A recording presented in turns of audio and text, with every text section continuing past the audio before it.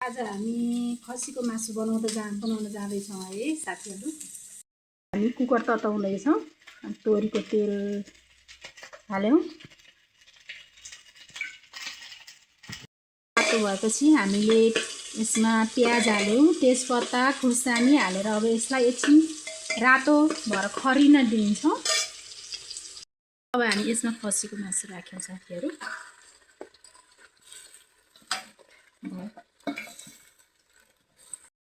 चलाउँछौँ बिस्तारै।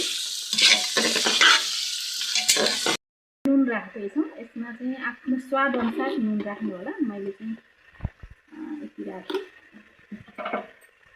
हामी मधुरो आँचमा 5 मिनट जति चाहिँ ढक्कनले छोपिदिन्छौँ।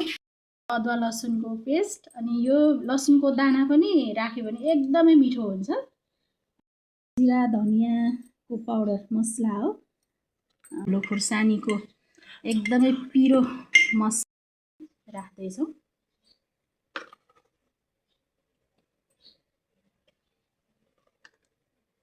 मजाले चलाइदिन्छौँ। म चाहिँ घरमै बनाउँछु। मसला जिरा धनियाँको धुलो, खुर्सानीको धुलो घरमै आफैले बनाएर राख्छु। त्यस पछाडि अनि तरकारीहरूमा चाहिँ युज गर्ने गर्छु। एकदमै राम्रो हुन्छ। हेर्नुहोस् कलर कति राम्रो आयो। हामी यसमा टमाटर चाहिँ राख्दैनौँ है। म चाहिँ टमाटर कहिले राख्दिनँ।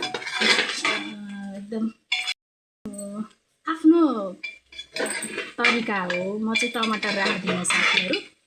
अब यसमा अघि मैले देखाएको यो लसुनको दाना पनि राखिदिएँ अनि यसलाई मजाले चलाएँ।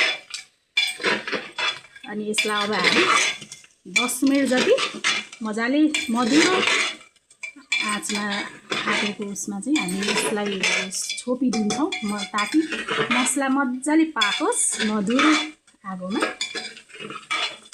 अब यसलाई हामी छोपिदिन्छौँ।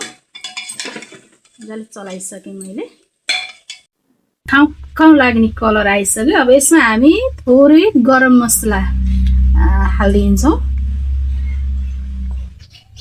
गरम मसलाको धुलोले पनि अझ स्वाद राम्रो हो बास्ना। त्यस पछाडि हाम्रो शरीरलाई पनि राम्रो हुन्छ त्यो गरम मसलाको धुलोले पनि।